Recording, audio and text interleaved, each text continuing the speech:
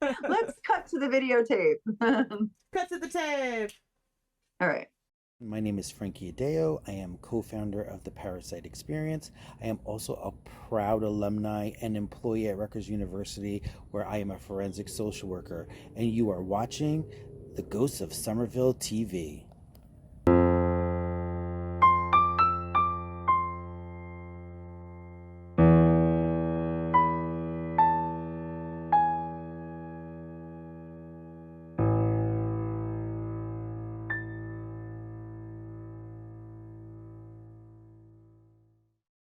Hey everyone, welcome to the Ghosts of Somerville TV episode 11. How are you? How are you, Sylvie? I'm doing good. How are you? Great. I'm in my dining room right now, not in Studio 7. This is Studio 7.5. Yeah. That's my clock. Yep. Version. You guys will know my setup because I've done a lot of things from this setup. The reason that we're not in Studio 7 right now is because it's currently being used as a film set for Roosters.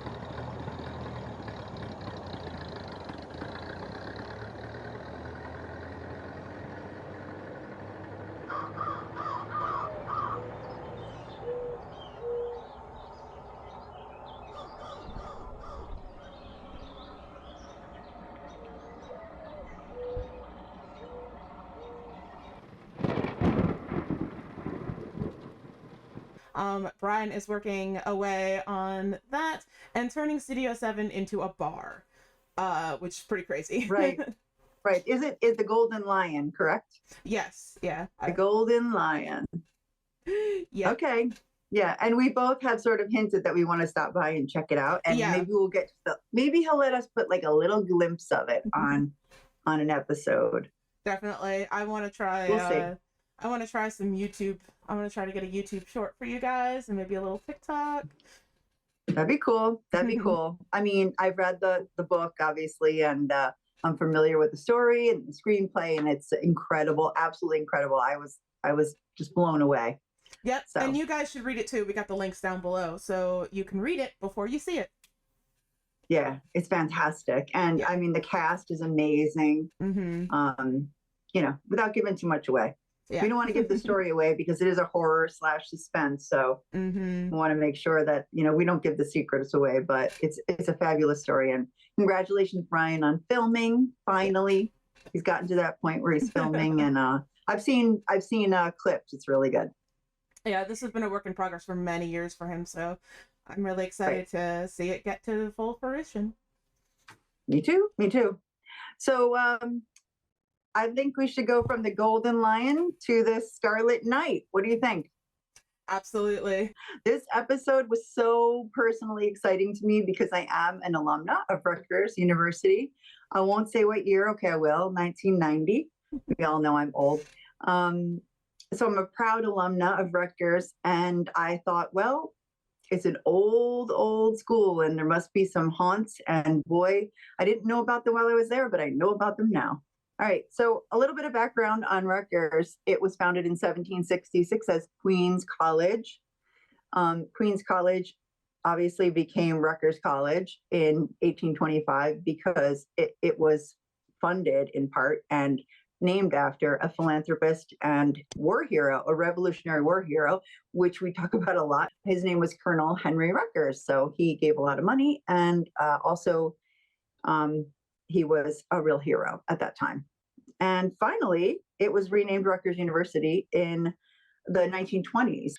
And it wasn't until, this is an amazing trivia fact, what year do you think women were allowed to join Rutgers University at that point? Oh gosh, it had to be early 1900s, maybe? No, it's 1972. Oh, okay. Yeah, Yeah. that's later Yeah. than I expected.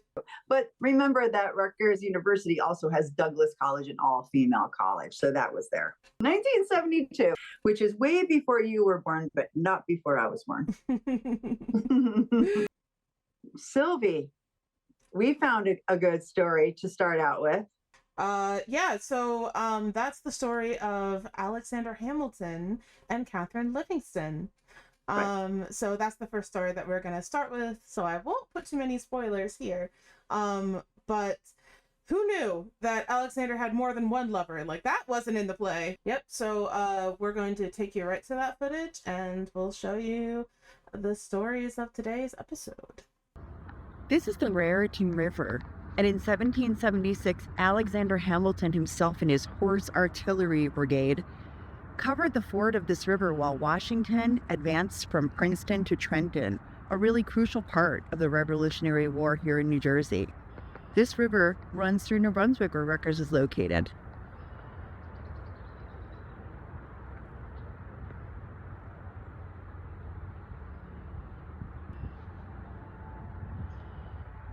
Pretty important river. In 1772, Alexander Hamilton came to New Jersey to study and prepare for college. During that time, he met and lived with the first governor of New Jersey, General William Livingston, for whom Livingston College at Rutgers is named. He lived with Livingston's family at Liberty Hall, and as happens, he fell in love with his daughter, Katherine Livingston.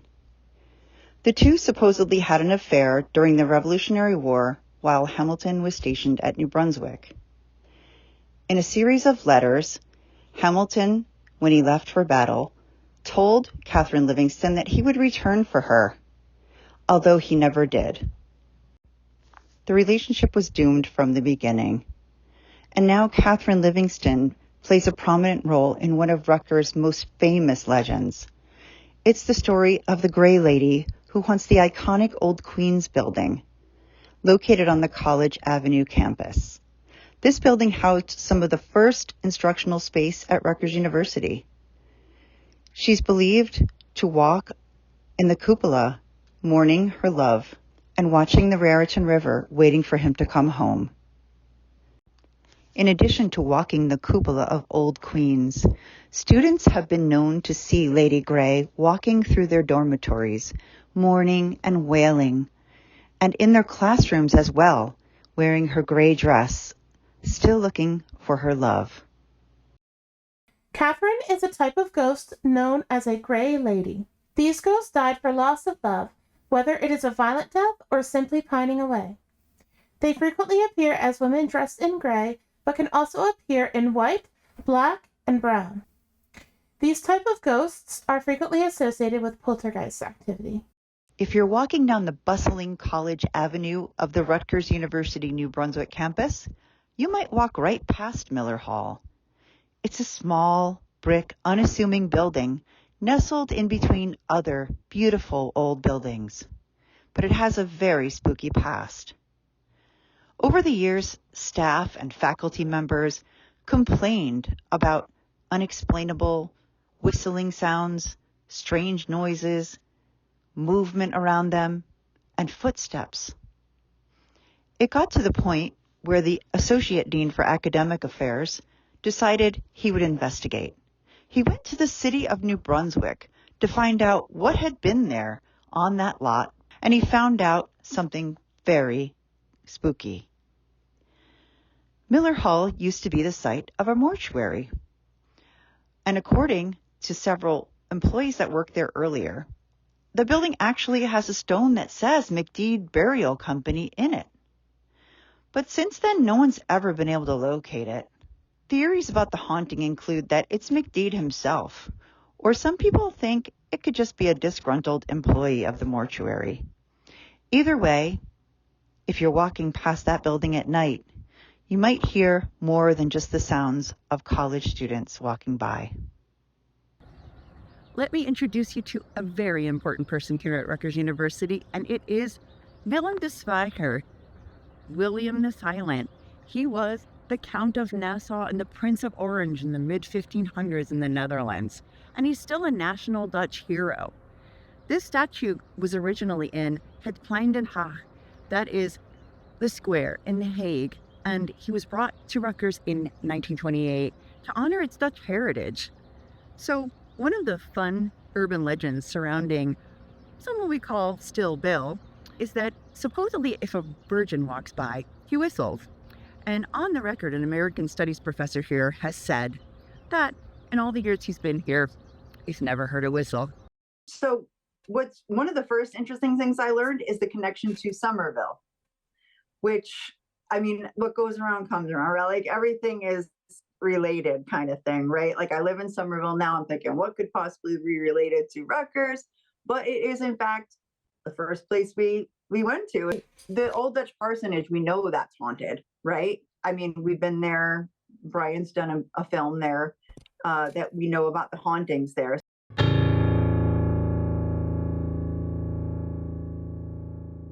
At the end of it all, she came up with the conclusion that the house was haunted by a young male servant. Now leave. So, for example, if I'm angry and the lights start to flicker, that's poltergeist activity.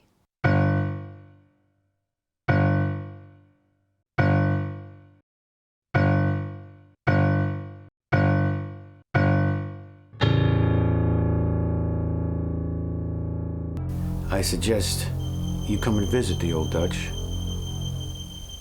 and you might just find out for yourself.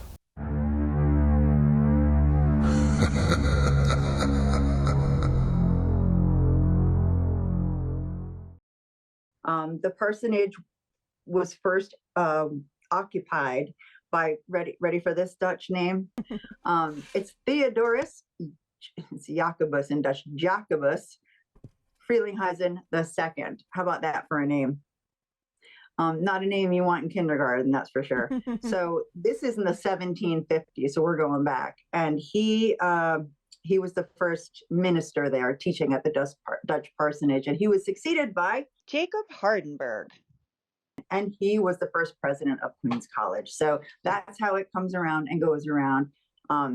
Jacob Hardenberg being the first president of Queen's College. They were big advocates for a college in New Jersey, so they really helped it come about. So thank you, Dutch people, once again. Thank you. How do you say thank you in Dutch? Dad. That's my dad. Bedankt or dank je. Dank je wel. Thank you very much. Yeah, bedankt. Bedankt. Thank you. Yeah, bedankt. And there was that murder that happened, the Halls Mills murder. That's true. Yeah. Yes, the Hall. It's very hard to say. The Hall Mills. Hall Mills. I correct Brian all the time on it. Yeah, it's hard to say. Hard to say, right? I think everyone says that. It's at the dean's house. He lived.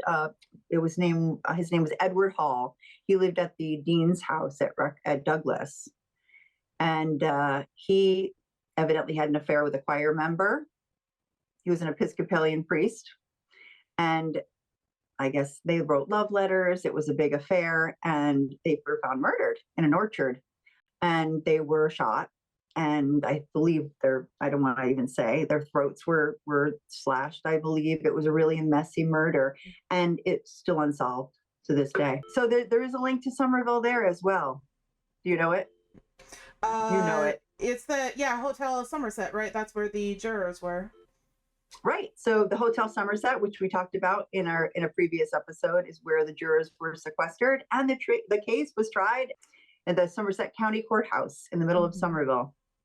Yeah, it all comes back to Somerville, doesn't it?